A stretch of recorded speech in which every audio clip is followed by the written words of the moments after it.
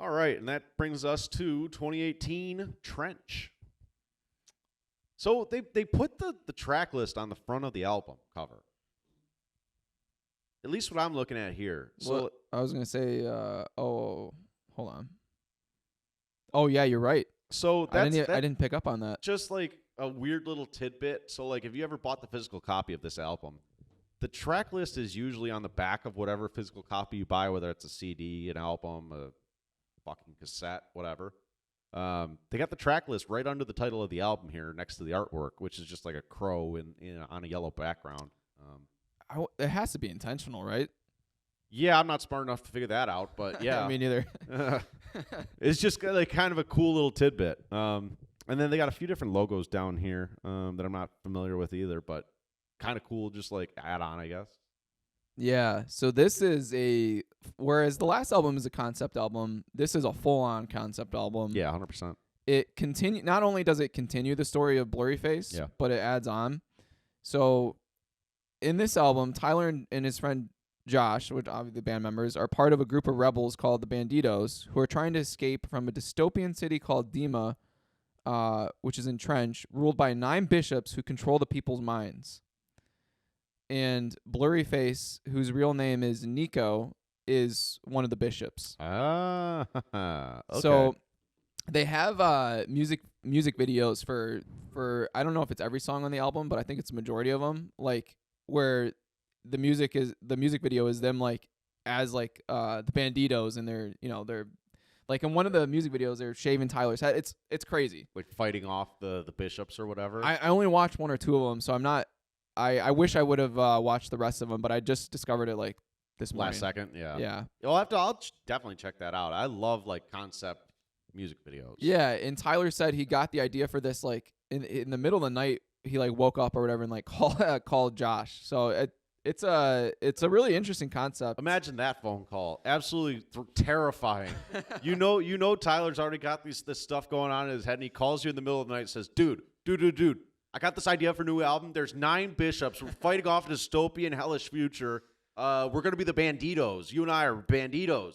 And then terrifying. Yeah. And this is I don't know, is dark the right word? Like, this is a darker album? It feels dark.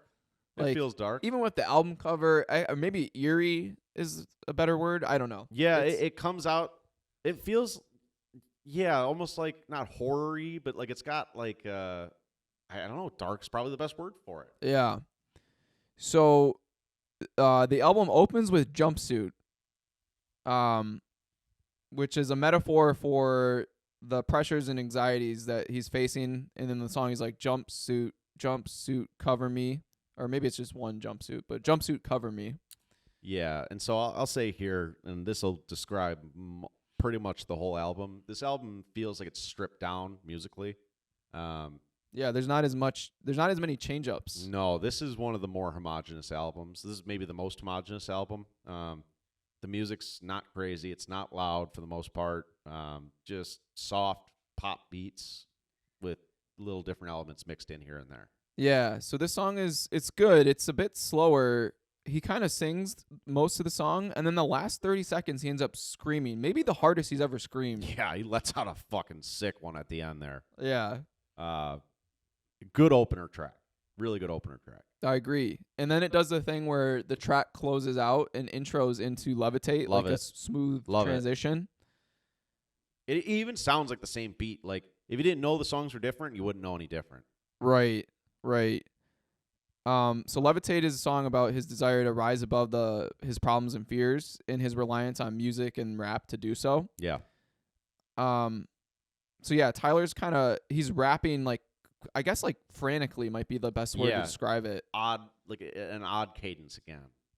Yeah, his voice is more like concerned or serious. Yeah. And this is the song. So the music video for this, Tyler like joins the Banditos, or he's with the Banditos, and they're like shaving his head. And he actually shaved his head, for the music video, but in life, he said it was like as a way to like kind of like mentally like reset himself from like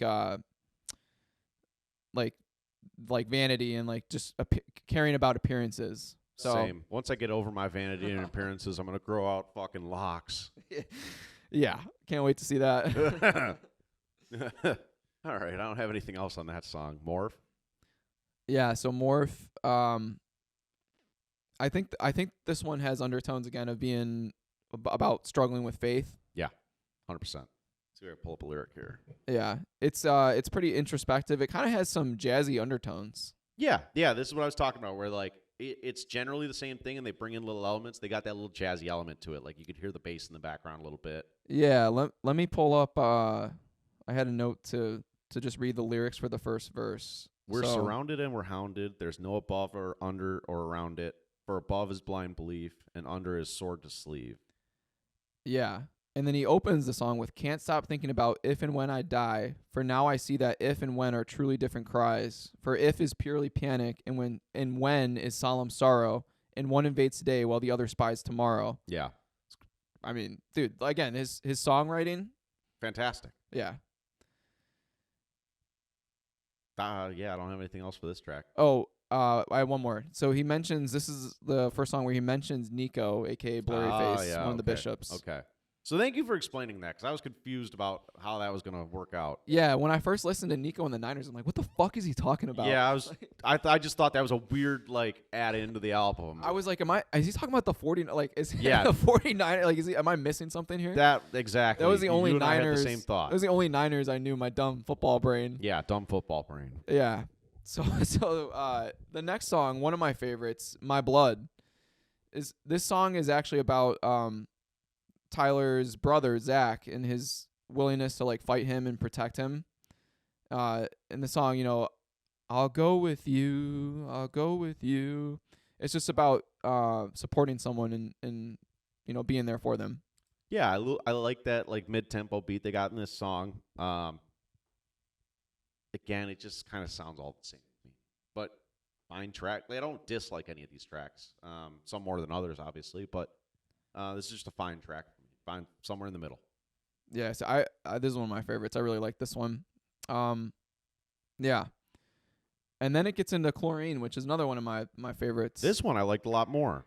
Yeah, they do this weird thing with the distorted intro and a little bit not peppy, not poppy, but they pick up the tempo or they pick up the beat a little bit higher through the middle.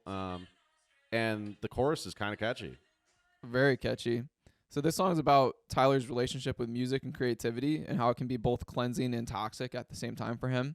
So chlorine itself is obviously a deadly chemical. Mm-hmm. I mean, not super deadly, but you know what I mean. Yeah, it's poisonous. Yeah. And he compares it in the song to a vibe or a beat. And while it has poisonous properties, he can't get enough of it. Yeah, beat is a chemical. When I leave, don't save my seat. I'll be back when it's all complete. The moment is medical. Sipping on straight chlorine. Yeah, so when I first heard this song, for some reason I thought he was saying weed is a chemical and not the beat. Yeah, no, I could hear that 100%. That's what it sounds like. And then when I looked at the lyrics, I was like, oh, that makes more sense. Yeah. Haven't heard any drug talk through 3.5 albums yet. Yeah, I don't know why it was. Do you ever have those moments where 100%. you think and this happened to me for several songs for years where I was like, oh, I think this song is this lyric, and then I look it up, I'm like, oh, that of course it's that one. That makes so much more sense. Well, funny enough, we talked about it today. Blink is maybe the most quintessential band with this problem where Tom's voice is so distorted sometimes that you just cannot anything could be the lyrics. I saw a picture of a guy at the concert on Tuesday with this shirt for the chorus in "Miss You," and the shirt was the lyrics, but in fucked up letters and words. I know what you're talking about. I think Jake actually sent me a picture of that shirt before. Yeah. And that's exactly what we're talking about here. Don't waste more time. But yeah, no, this is a cool song. One of the hits off this album. Love it. So the next song is Smithereens. This one is another one for his wife and how he would do anything for her, and how you would do anything for anyone that you really care about, which is I would step to a guy much bigger than me, I'll just pull up the lyric. Get my butt kicked, I'll weigh 153, something like that. Yeah, the next 3 tracks kind of lost me, honestly. Yeah, this Smithereens I'm not a big fan of. But Neon Gravestones, it has like some spoken word in the middle. Yeah. This song is about Tyler's view on the glorification of suicide and the media's role in it. It's actually a really, really powerful song. So I think we talked a little bit about this with Linkin Park, where it's you definitely brought this up, where like people, rock stars in the news and in the media, like they get this glorified lifestyle, and like when they die, everybody, thoughts and prayers, but like it's almost like they it's almost like they treat them like martyrs instead of like sick people, Yeah, even the song, I think the song title, like Neon Gravestones, that's an amazing song title. Yeah. Oh, I mean, not a great song, incredible song title. Not a great song for me. I just don't like it. Yeah, I think it's not one of my favorites, but it's powerful. 100%. So some of the lyrics, we glorify those even more when they, and then it's like ... In my opinion, our culture can treat a loss like it's a win, and right before we turn on them, we give them the highest of praise and hang their banner from a ceiling, communicating, further engraving an earlier grave is an optional way. No, neon gravestones try to call. Neon gravestones try to call for my bones. Call, call, call, call, call. And that's another thing, too, that I didn't quite consider until just now, is like, when you hear about rock stars dying in the news, like, they don't ever say, like, this needs to stop. Like, we need to do something about this. It's always just, wow, this is so sad. Like, we're going to miss this artist, this band. Or not even rock stars, just people in general. People, right. The conversation around suicide doesn't really... Yeah, there's no, like, solution to it. It's just thoughts and prayers. Yeah, it's never like this is an issue we need to be talking more about. Yeah. Like there's so many political issues that people get up on their high horse and, like, lose their mind about. And then this is definitely something that's just like, wow, that's so sad. Yeah. So, yeah, again, even though it's not one of my favorites, like it's a powerful song. Yeah, 100%. Cool right through the middle, at least. Like, this is the 7th track on the album, and this feels like a great place for that. Yeah, so I read he was doing an interview, and he turned in the set list for the album, like the ordering or whatever, and then he had doubts about this song specifically. But then after he thought about it, he's like, no. That was right. Yeah, that's cool. I lied about the next track. I said the 3 tracks between 6 and 9 were kind of meh. The hype is kind of cool.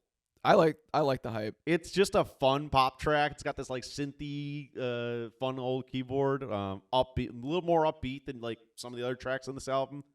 Fun chorus, like sing-songy chorus. It's fun. Yeah.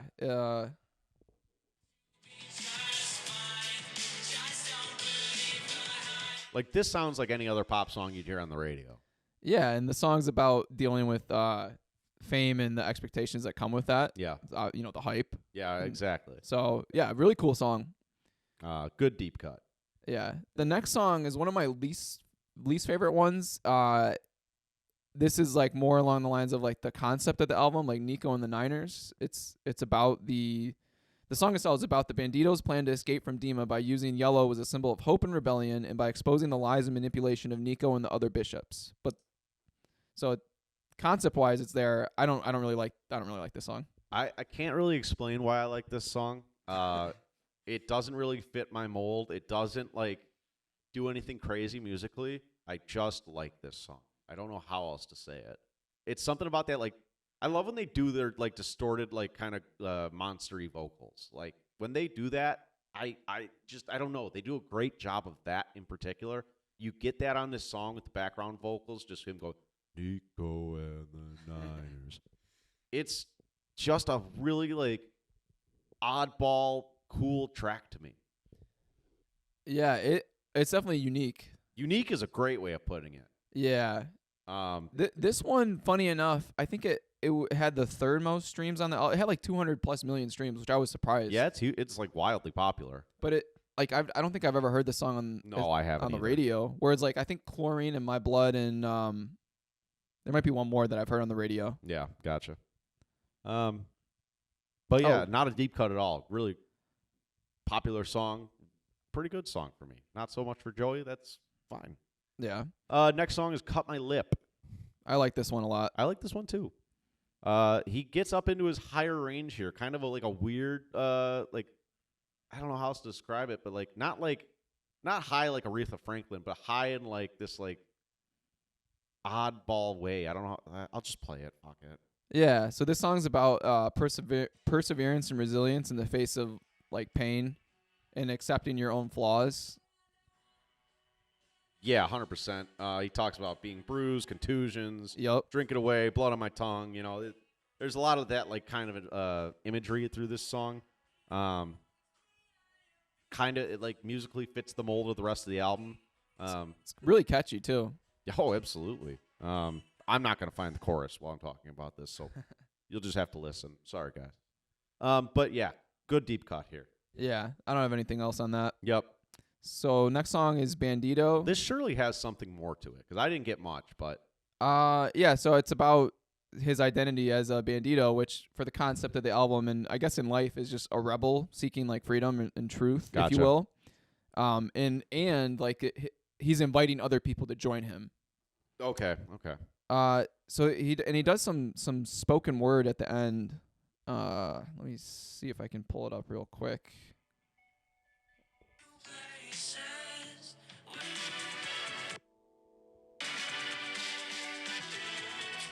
Maybe not. It's harder than we thought. Anyways, yeah, it's fine. It's just middle of the road here for me. Yeah, the next song, oddly enough, I think this is one of my least favorite ones off the album. And Tyler actually said he almost took this song off the album. Yeah, it doesn't. It's weird. It doesn't really fit. Yeah, I'm 100% with you. The music is like this heavy, distorted kind of keyboard, electronic stuff. It's about yeah. The lyrics are weird. Pet cheetah. The lyrics are weird. It's his pet cheetah is named Jason Statham, which is I don't know, I guess funny, but the song's supposed to be like a metaphor for his rap skills and like the way he goes about like his creative process, which is I guess is cool. I just sound wise, I don't like the song. We need to take a quick break. Morant went on Instagram Live. I saw that and was flashing a gun again. Dude's got to get suspended for like Adam Silver cannot let him do this without like putting down the hammer again. 2 times in what, like 4 months? Not even, bro. What do you think he did in that like week he took off to go to Florida to go to rehab? Do you think that was like, all right, I just needed a few if I'm going to be here, I ain't fucking around. Like, we're just going to go have fun. Part of my take was joking about that. They're like, yeah, like, were we going to rehab for not waving your gun around on Instagram? Like, what are they going to, what could they possibly tell you? Oh, my God. This guy, man. What's crazy is, like, when you hear him talk, he's pretty well-spoken and, like, seems like a pretty decent dude. And then he gets caught flashing a gun twice on Instagram, and he's, like, being sued by, like, a 2-year-old. No, it's like the 17-year-old yeah. for beating him up after he threw the basketball. Yeah, and like flashing a gun at him. Yeah, this fucking guy, man. Dude, the image of him in the strip club with one scattered everywhere. They couldn't even see the floor. That's put that on his tombstone. That's how many dollar bills there were. That was an all-time image. Like I've seen some crazy images from like rich people at the club. That is absurd. That takes the cake. And he's the only one in the room too. That's the best part to me is like all that money is laid out everywhere, and it's just him and the girl in the room. Yeah, he's in a private room. Hysterical. Oh, man, this fucking guy. He's so good, too, man. What a clown. What a clown. Well, that'll probably be a longer suspension. That won't be like 3 games, whatever you got. No, they have to give him at least, I don't know, 20. Sounds right to me. Like second offense. Yeah, like, God damn it, dude. I have the debate with some friends all the time, like not all the time, but like occasionally is like, would you rather have Ja or Zion like after that draft? I don't even know what to say about it anymore. Zion's always hurt, and now Ja's like probably on the brink of losing his job. Not dude, really, if he gets caught doing this again, he's gonna be in deep shit. No. If let me put it this way, if Ja Morant were if PJ Tucker was doing this, he'd be out of the league.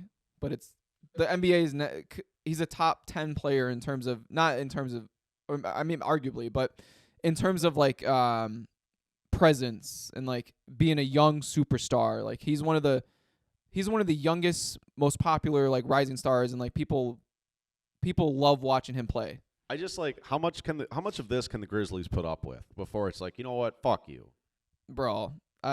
When the skill's there, I they're guess, always but gonna like, keep it. just wait until the day he ends up like actually doing something with that gun he's been flashing around. It's like, well, shit. Yeah, Now true. we're fucked. Yeah, I don't know. You had all the warning signs, like. But anyways, quick aside. Anyways, back to fuck. Back to 21 Pilots. Yeah, so the next song is Legend, another standout song in my opinion. This is a tribute to his grandfather who had passed away. Oh, okay, that's nice. I like that. Yeah. So I didn't have much for this song, but that's cool. Yeah, it's like, you're a legend in my own mind. Yeah. Yeah, really good song. Leave the City is a cool outro, especially now that you've mentioned all about like the concept of this album. This is a really cool outro. Yeah, so it's about his final attempt to leave Dima and hope for a better future outside of the city. Yeah, definitely a little more upbeat. But it's the same thing as all the other outros where it's like, do better, get out of your shit situation. Yeah, and overall, this is a good album. Yeah, I like this album too. I think the only album I maybe dislike is that first album. Everything after that, I'm cool with. I'm with you.